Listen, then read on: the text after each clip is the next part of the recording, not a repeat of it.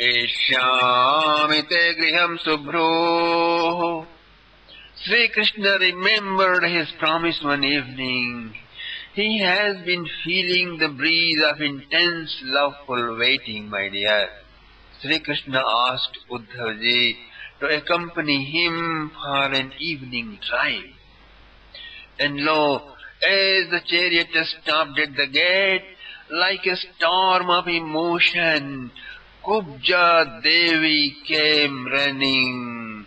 She was just looking for him from her balcony. Ever since that day, Sri Krishna had promised her. She was doing nothing except decorating herself and her house and awaiting, just awaiting. Running to the balcony, to the rooftop, gazing far and wide, trying to spot out that handsome one she met on the roadside.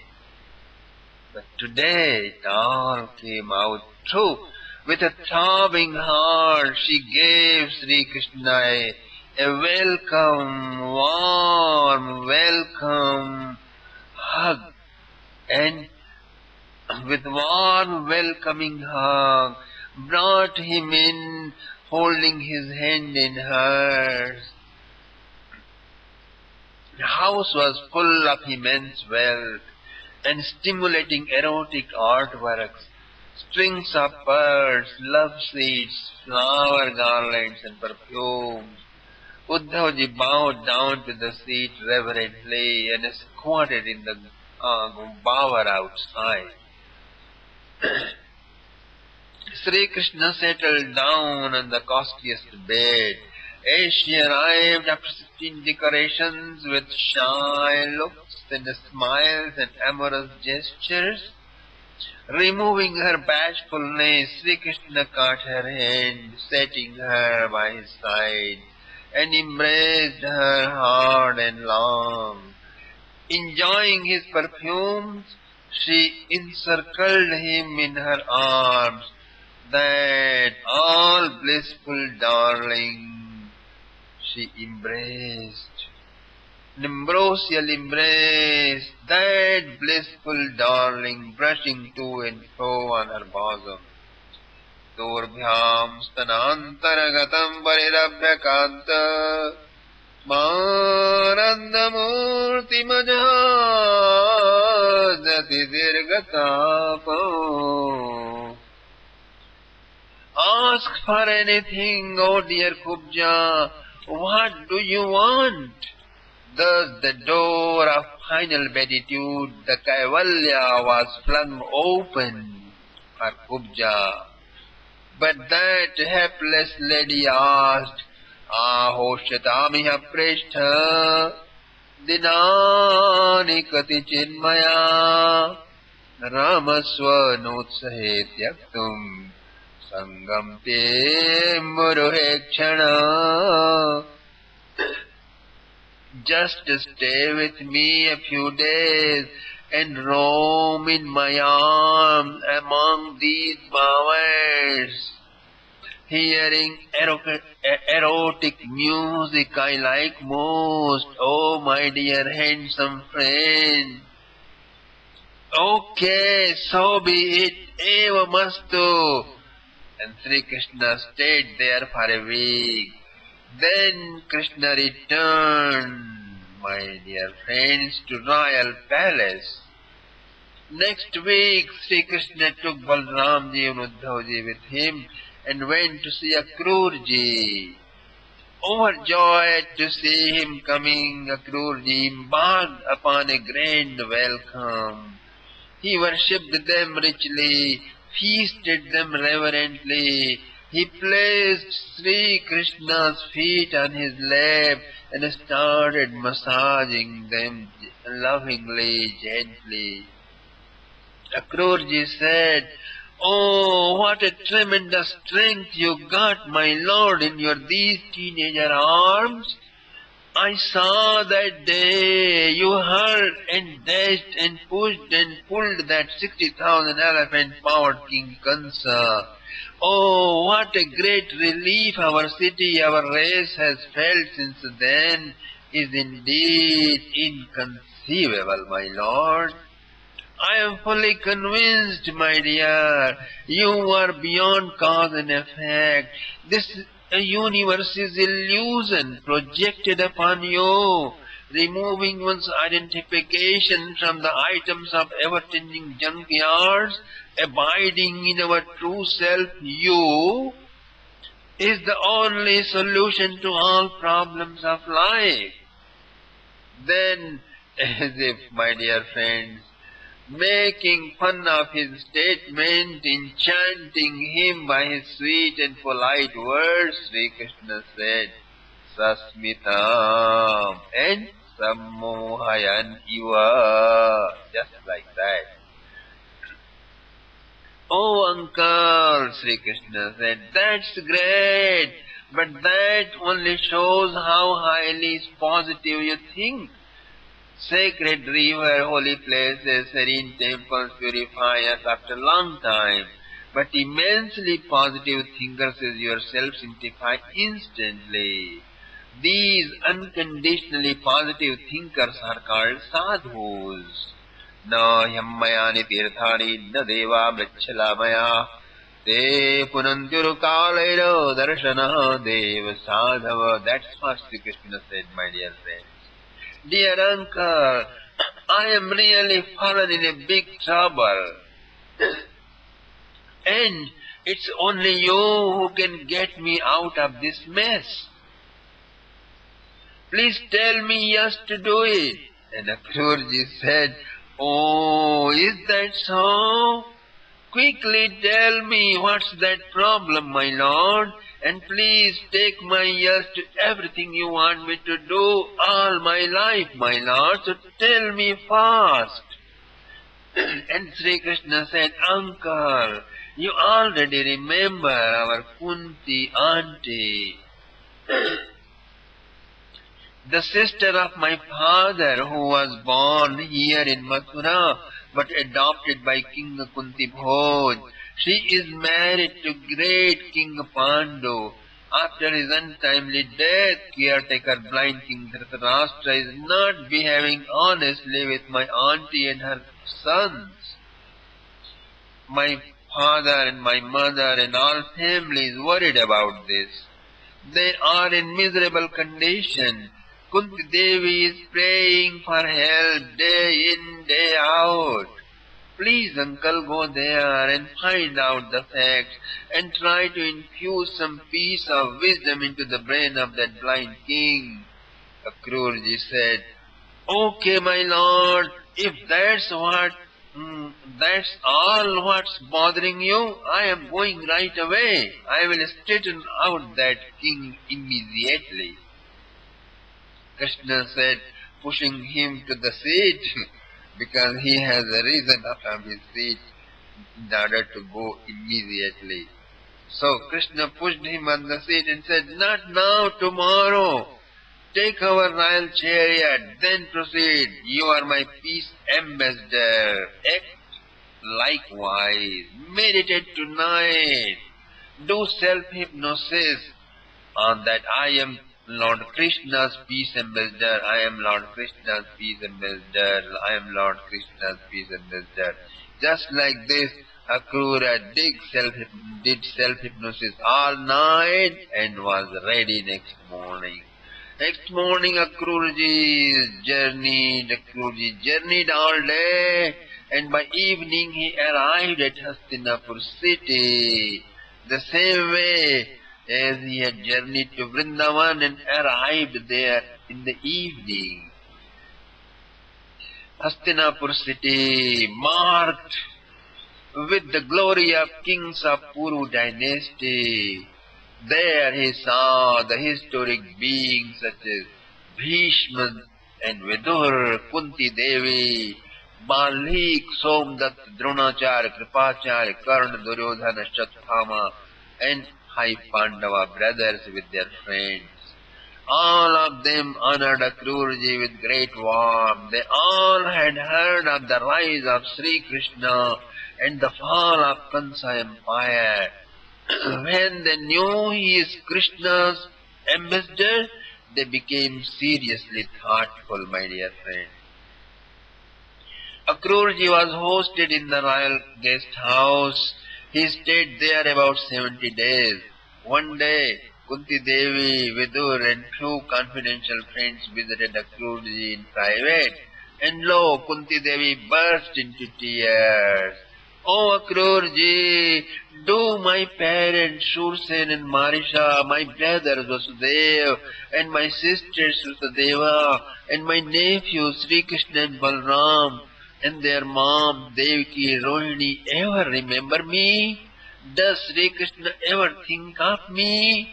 Oh, he has never seen me, but I always do think of him all the time.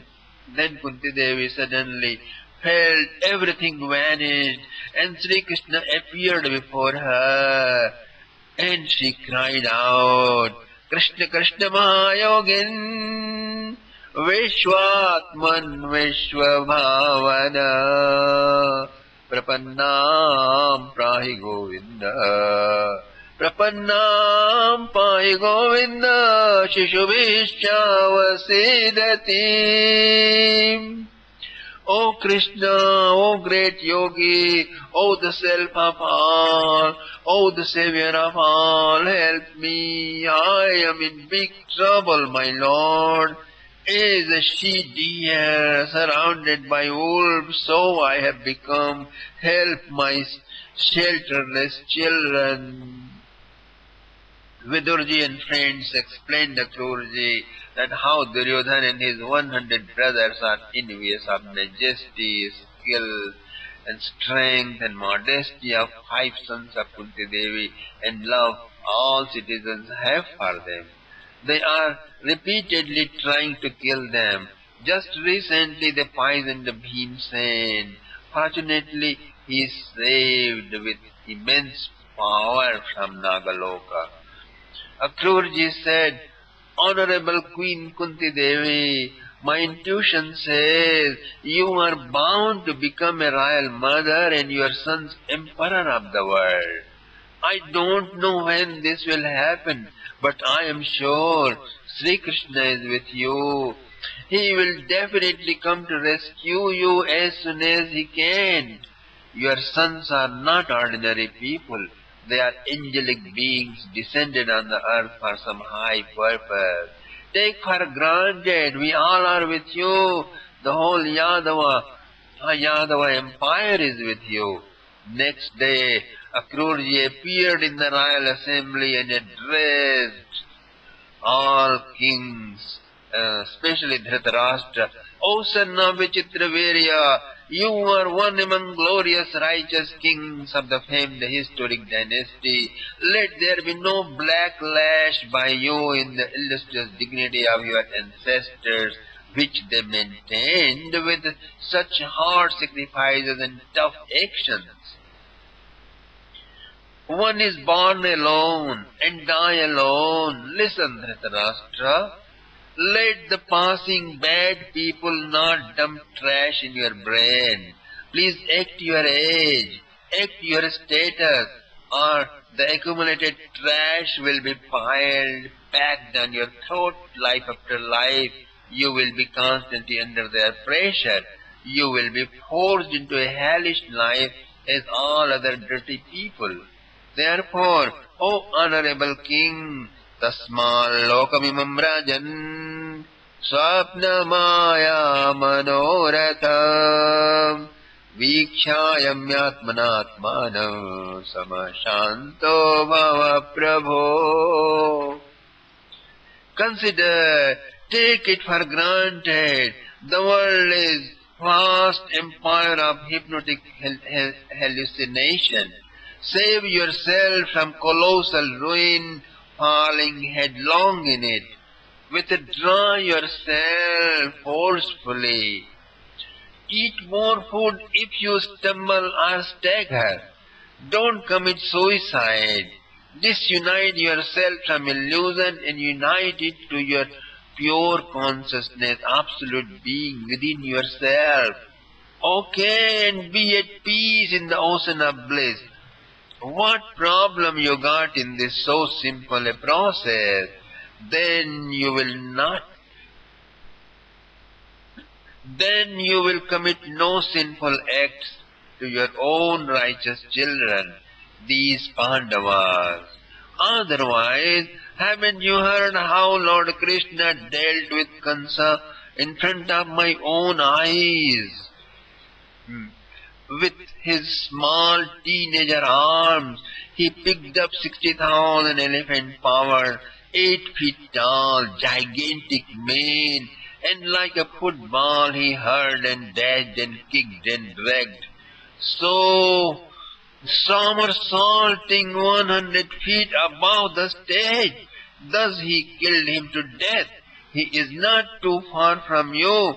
He will not hesitate to handle you like that if you did not start mind your business. Akrura's lecture rang with pin-drop silence in the assembly, my dear friends. He was so fearless with the power of Krishna. So Dhrtarastra said, "Thank you for your salutary advice, O Prince among the chariotables. I adore you for your words, but I frankly tell you, counsel does not stick into my fickle mind, biased with attachments as it is, exactly as lightning does not stick to the cloud. I have heard that Almighty Lord has appeared as Sri Krishna in Mathura. I bow down to that Supreme Lord. If He wants to unburden the earth, let the destruction of my sons play a small role in His lofty sport. Who am I to do on my own or make changes in Almighty will of the Lord? Tasmai namo dhruva vihara tantra sansara chakragataye parameshwaraya." This is how Dhrtarastra talked. Hearing the unwise and suicidal words of King Dhrtarashtra, Krurji did not want to stay there any longer. He took leave. They gave him a grand farewell. He looked at Kunti Devi and said, "The voice of your tears have already reached up to the Lord. He will do the needful. He will see you soon and will definitely take care of you." Akrurji journeyed back to Mathura and reported the news and facts to Lord Krishna. Sri Krishna is now very concerned about the welfare of the Pandavas. He wanted to travel to Hastinapur, but then this wicked king Jarasandha has started coming, surrounded the city with his 23 Akshavini soldiers. A most dangerous battle is ahead, and this continued for 17 times, my dear friends. Sri Krishna could neither go to Hastinapur nor to Brajamandal, nor express his feeling. Had Krishna communicated with gopis and gopas of Vrindavan, Jarasandha could have targeted his attacks on Vrindavan also. Mathura has fort, soldiers, and storage of weapons, but gopas did not have, although they are very powerful and very brave, but not to confront the devastating bombs and missiles. Everything could have been ruined, as he failed every time. Had Krishna showed any interest in Vrindavan just to hurt Sri Krishna's heart, this Jarasandha would have attacked and persecuted poor innocent gopas and gopis. Nanda Baba knew that wicked king of Magad is furious on Krishna upon the death of his son-in-law. So he was unable to do anything. He can pour devastations if he only knew Krishna's interest in Vrindavan. But Sri Krishna was more wise. And my dear friend, the life went on. Thank you very much. Next events we are going to discourse for you in our next meeting. Om Namo Bhagavate Vasudevaya. Om Namo Bhagavate Vasudevaya. Om Namo Bhagavate Vasudevaya.